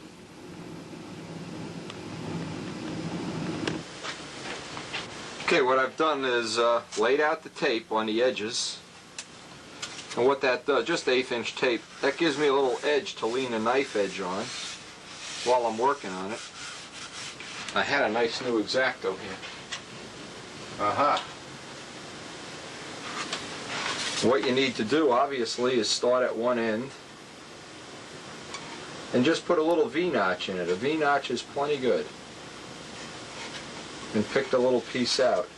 Now with the tape as an edger, I'm sure this will be a lot easier than when I did it without the tape.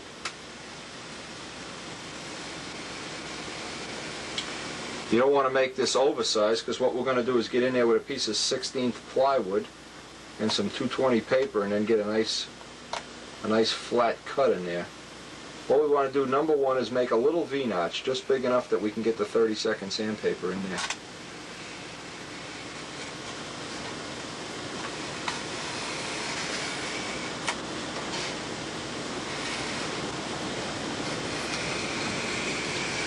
And you may have to go back, obviously, 2 or 3 times here.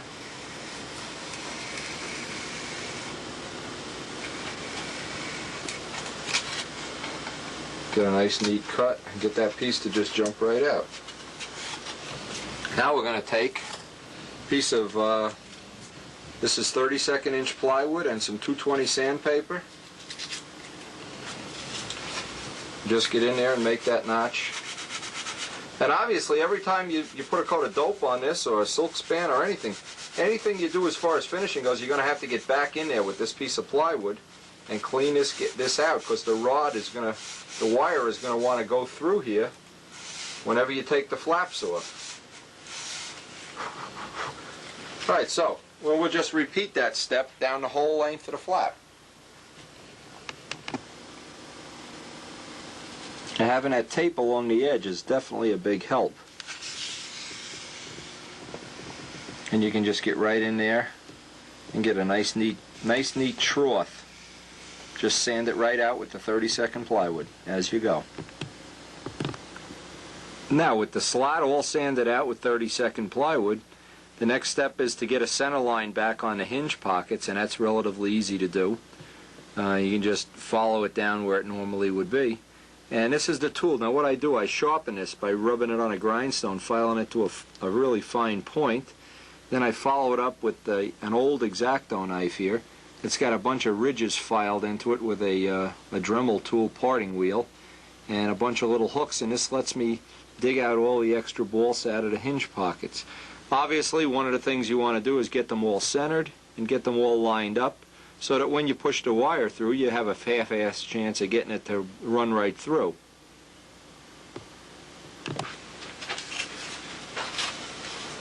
What I do, I take the pointed part, try to get it right in the middle. Before I press it through, stand by and make sure it's on a parallel line to the center line, and then just walk it in, back and forth, back and forth. Before I go on to the next one, just take a hinge and do a little test. Try to get it centered in the pocket so you have the same amount of the pin showing on both sides. Look down, make sure it's parallel. Okay, and just go on to the next one, obviously.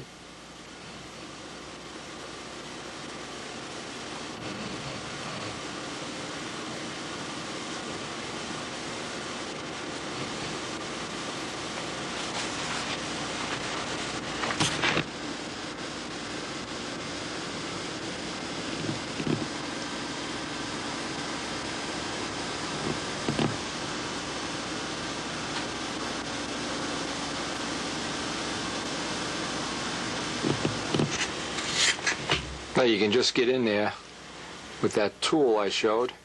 Has all little teeth on it, and it scoops out all the extra pieces of wood. You just file some teeth into an old X-Acto knife.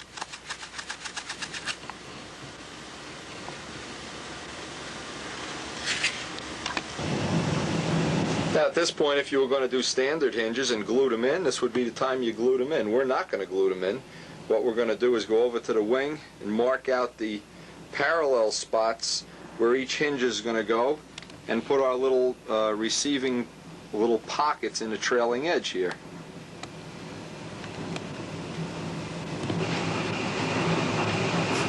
Now the easiest way to do this is leave the hinges right in place. This trash.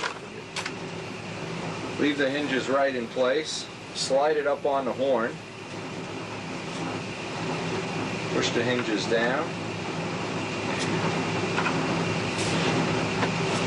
Now let's mark with a pen exactly where each hinge is going to go on the trailing edge. Then we could do the same thing as put the pockets right in the trailing edge and do a little test fit.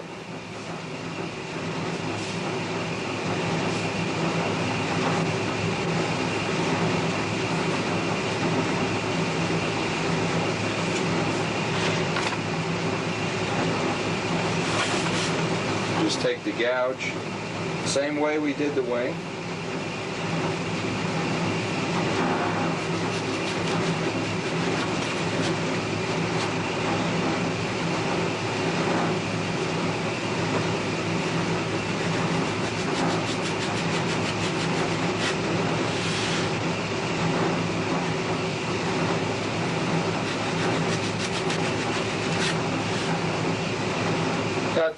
At this point in time, too, one of the things you want to keep track of is that the front edge of the flap and the trailing edge of the wing haven't gotten a little bit distorted from all the sanding and whatever you've been doing.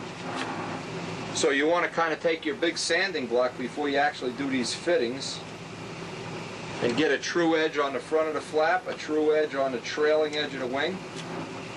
Do a little test fit here before we try to line this up.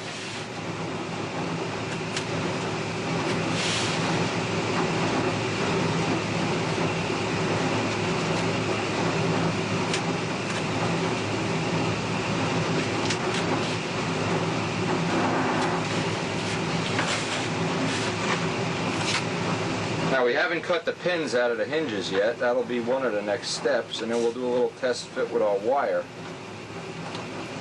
Make sure the slot is straight and true.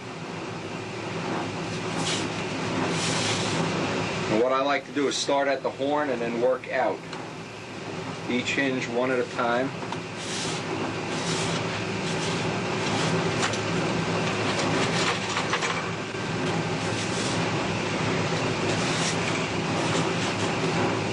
Okay, the next step is obviously going to be, we're going to take the hinges out, go over to the grindstone, grind off one end of the pin and get a pair of needle nose pliers and pull the pins out. We'll need 8 hinges altogether.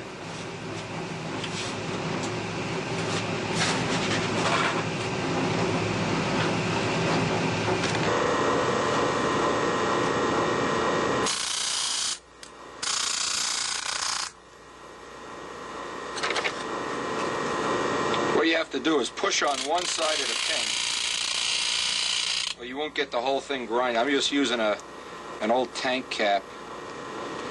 You need to press on one side of the pin.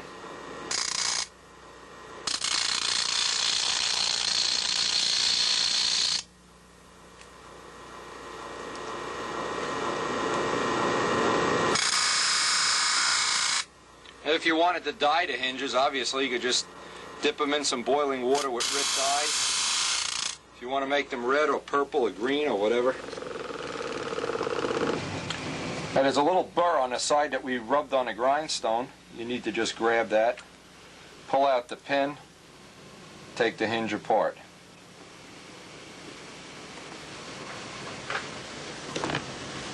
Now we want to cut a piece of this 40 thousandths wire to length and just put a point on one end. That's the end you slide in. It'll make lining up the hinges a lot nicer. Just put a nice point on one end.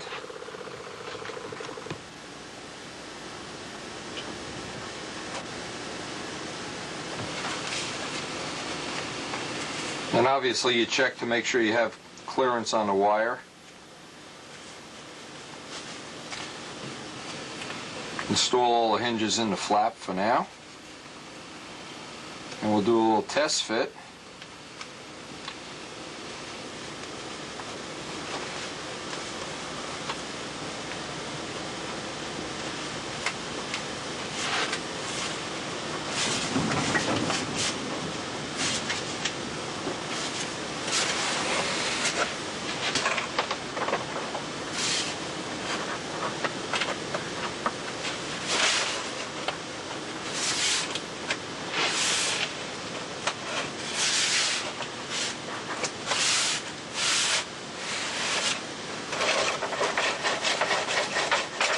Okay, and obviously when you want to test that, that everything's removable, pull the wire out.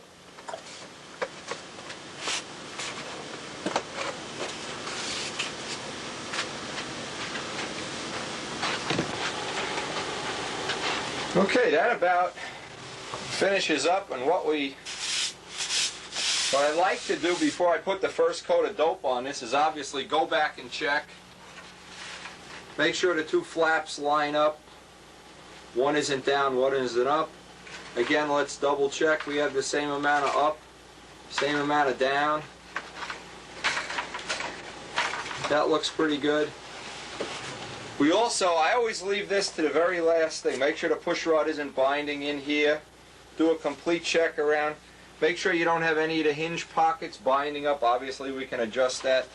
After the plane is buffed out, we'll put the hinges in permanently, and we'll lighten the hinges, as I've shown on previous videos. The other thing, too, I always like to get a real nice fit at the wingtip, where the wingtip joins the flap. And so once it's all together, now you can get that final little bit in there.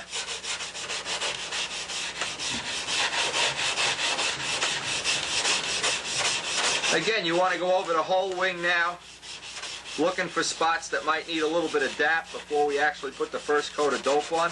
Actually, the only step left before we actually put some dope on is I'm going to put a little bit of glass cloth around the center of the horn.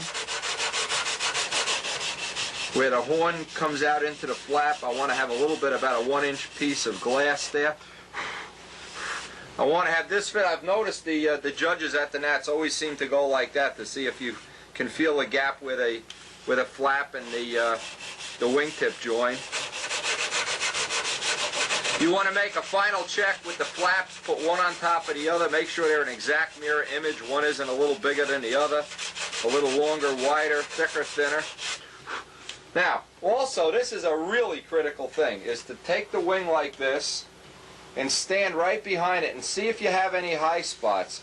I remember many times I've built a wing and the flap would be up off the center line after the hinge was glued in. Now it looks like, obviously we'll be able to tweak it, but why not start with it nice and even to begin with? And the way I would check that is by going down the whole flap. You have to get the flap in the exact angle when it would be down, and pick up any high spots. I also like to get that tip where it blends right in, nice and round. One thing looks terrible when you have squared off wingtips and they drop down into the flap. I like to get a nice curved blend in there for the airflow, so we get a nice smooth airflow into that.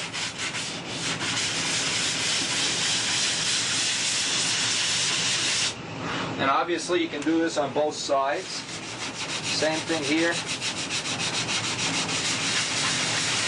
Work your way right down the flap so you don't have any high spots or low spots. Hold the flap so it's parallel, even with the sanding block.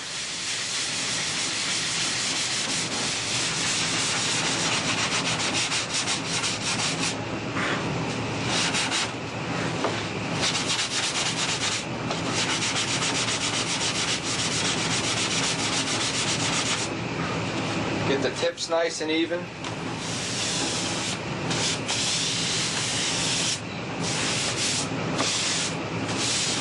And what I'll do now is take some 400 sandpaper. There's no sense doing it on camera. I'll take some 400 sandpaper and sand this whole wing down with a foam block. Try to get all, and just feel for any little imperfections now. You still can put a little bit of DAP on it. You still can get this joint where the wingtip joins the sheeting perfect. You can dress that joint off even though we've sanded it in. There's always, the next day the epoxy swells up a little bit and you can dress it off again. Get it.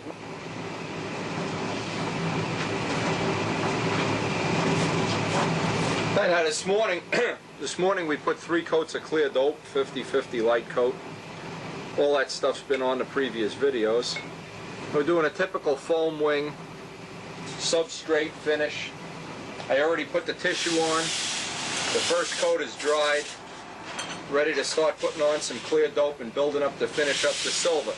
Like I said, I build all my planes and finish them up to silver, the wing up to silver and the tail before I put them in. And here's just a couple of thoughts. This video's almost at the end. Just a couple of thoughts of things you want to do.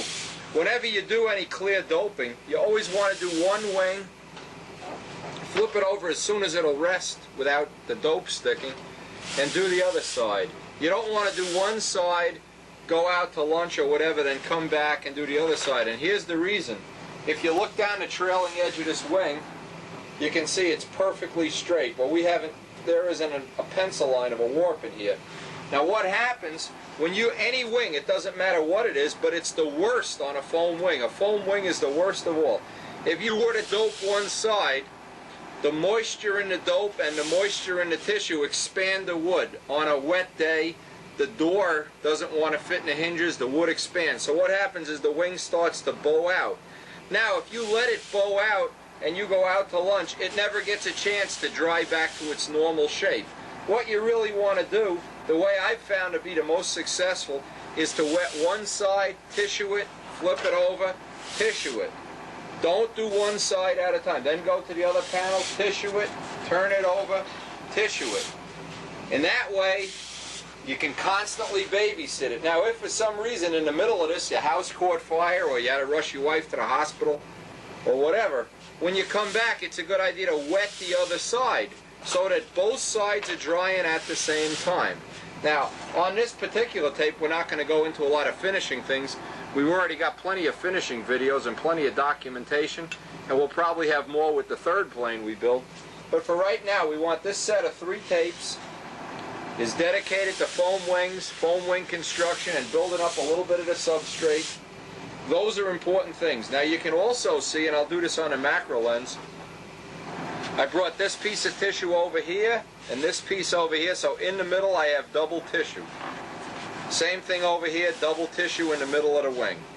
This way when the wood from the fuselage rests on there, the 16th plywood, I've got a nice solid grip. It's nice and solid in the middle, it's not all flimsy. It also helps stiffen up that mid part of the wing so during maneuvers it isn't twisting and torquing on you. Now I want to show a couple of these little things on the macro lens, and then that'll probably be it on this tape.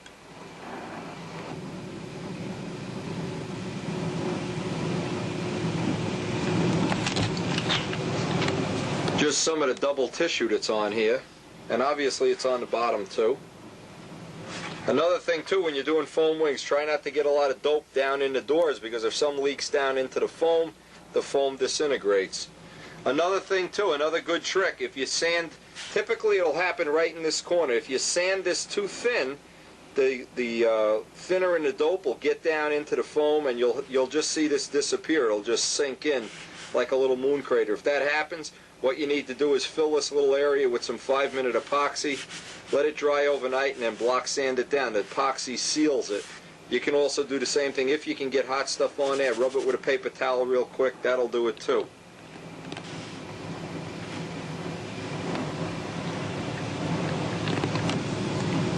I always leave 1/8 of an inch of bell crank bolt sticking out of the middle of the wing. And now when we put this in the fuselage, obviously we'll put a piece of 1/8 inch plywood across with the bell crank bolt hole. So that'll also become a center wing spar and a bell crank bolt holder all at the same time. Never seen one of them break that's done that way.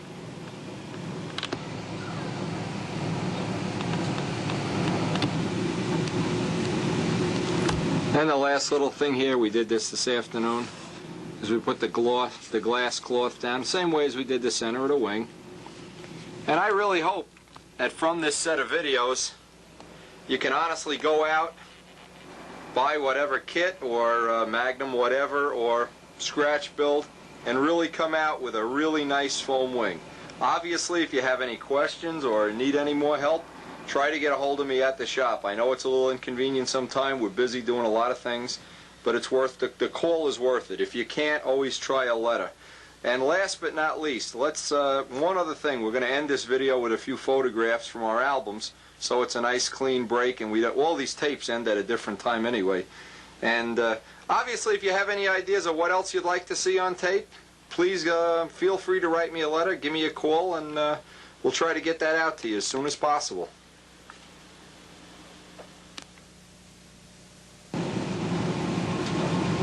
Well, we'll finish out this video with a few pictures from the Nostalgia album. These are all nostalgia pictures that I have in an album, and this one, of course, is Dennis Adamson and his Hawker. This was published in a magazine, Typhoon, alias The Barber Pole, alias Jose Modesto's last paint job. I think this is where Jose stole his paint job from. Dennis Adamson, former Pampa president. Eddie Elastic at the 64 Snowbird meet. I have to tell you, this guy used to beat the heck out of me and Suarez at every junior contest when we were juniors. And thank God when he got to be a senior he discovered girls. Thank God, or he'd still be beating us. This evil-looking guy is Dean Pappas, and his great little plane is my Israeli Air Force F-16 half-A plane.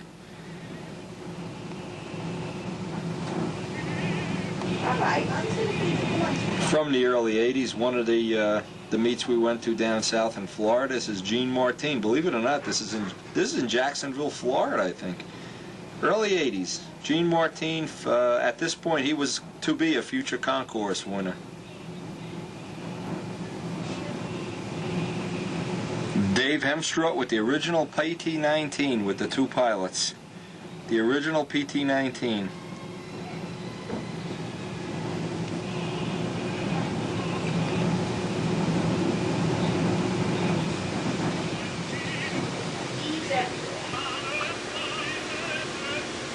The picture I used in my Pro Stunt News at one time. Whiteley. This is Whiteley's original twin when he flew into a pigeon or a bird here. Obviously, the bird got killed and the twin got. Other than good things happened to the twin. Picture Dennis Harkey's Uranus at the. This is at the Wilmington Nats. That was in 1980. Billy was helping him trim it out. Real neat plane, all kind of little trick paint jobs and details and scoops and things all over it. Cool plane.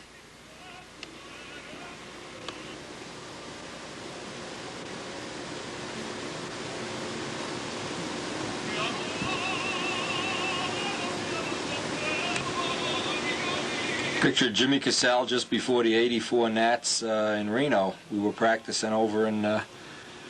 This looks like the Bradleys. The Bradleys before, the old Bradleys. 1984 photo. Here's the most nostalgic photo in the whole album. This is me. That is a wagon my father made for me when I was, oh, who knows. Not flying stunt yet, anyway. Look at that name, Windy, on a wagon. Is that ever cool? Anyway, this is the end of this tape, and we hope you enjoyed it. And we'll see you on the next tape.